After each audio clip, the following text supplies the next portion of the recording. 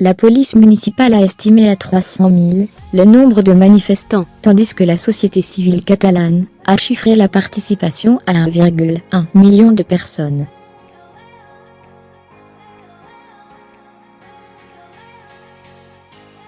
Le Monde /vertical. Mise à jour. La police municipale a estimé à 300 000 le nombre de manifestants, tandis que la société civile catalane a chiffré la participation à 1,1 million de personnes.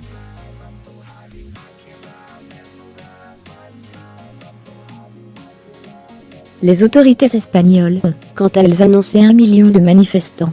Des ordres de grandeur comparables au 8 octobre, lors du premier grand rassemblement de la majorité silencieuse, organisé une semaine après le référendum du 1er octobre, jugé illégal par Madrid.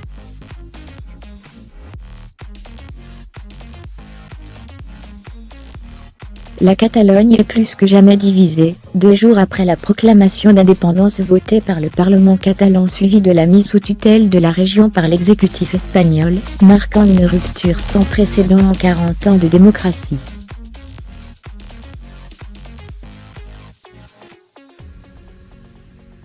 Lire l'éditorial du Monde. Catalogne, place à la démocratie. Témoignage de la profonde division de la société catalane. Le défilé de dimanche à Barcelone répond au rassemblement de dizaines de milliers de personnes, vendredi soir, qui ont fêté la naissance de la République catalane dans le vieux quartier gothique, avec des feux d'artifice.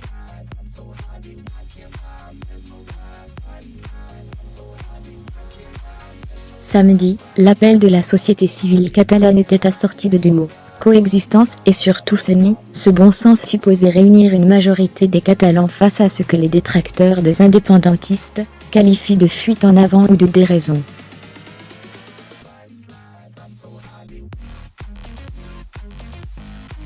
Madrid cherche au plus vite à reprendre en main la Catalogne, dont la déclaration d'indépendance n'a obtenu aucune reconnaissance internationale.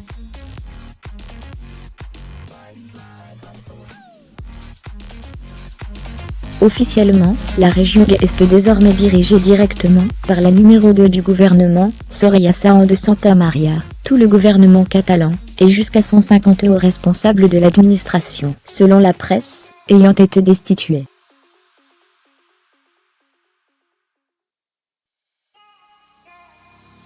Une des premières décisions de Madrid a été de remplacer l'emblématique chef de la police catalane, José Luis Trapero, jugé trop proche des indépendantistes.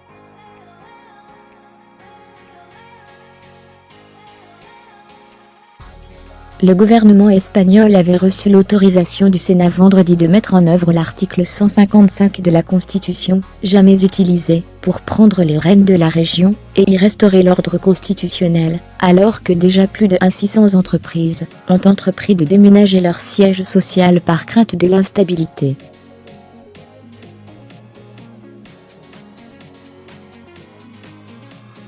Et il a en ligne de mire l'organisation d'élections régionales le 21 décembre, dans moins de 2 mois.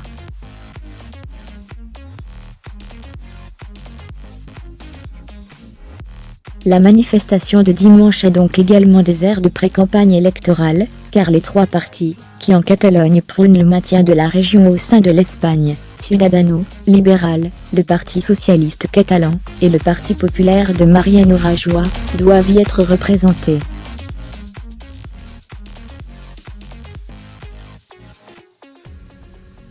En septembre 2015, les indépendantistes avaient obtenu 47,8% des suffrages. Près de 51% des voix étaient allées à des partis soutenant un référendum légal d'autodétermination, ou le maintien en Espagne.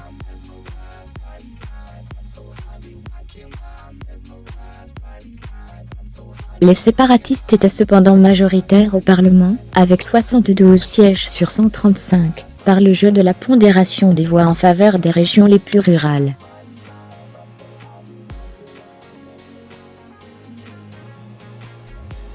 Nous avons une occasion en or.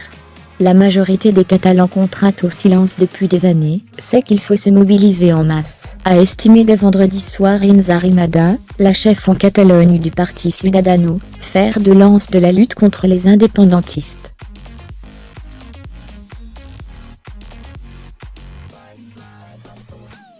Mais les séparatistes ne s'avouent pas vaincus.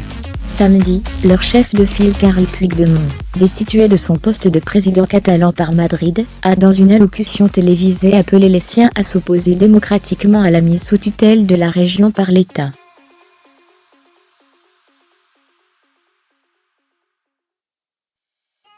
Dimanche matin, l'ex numéro 2 du gouvernement catalan Oriol Junqueras, également destitué par Madrid, a de son côté affirmé que M.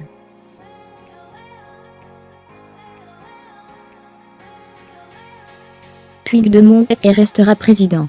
Et ce au moins, jusqu'au jour où les citoyens décideront du contraire lors d'élections libres, écrit-il dans le quotidien El País, dénonçant également un coup d'État contre la Catalogne.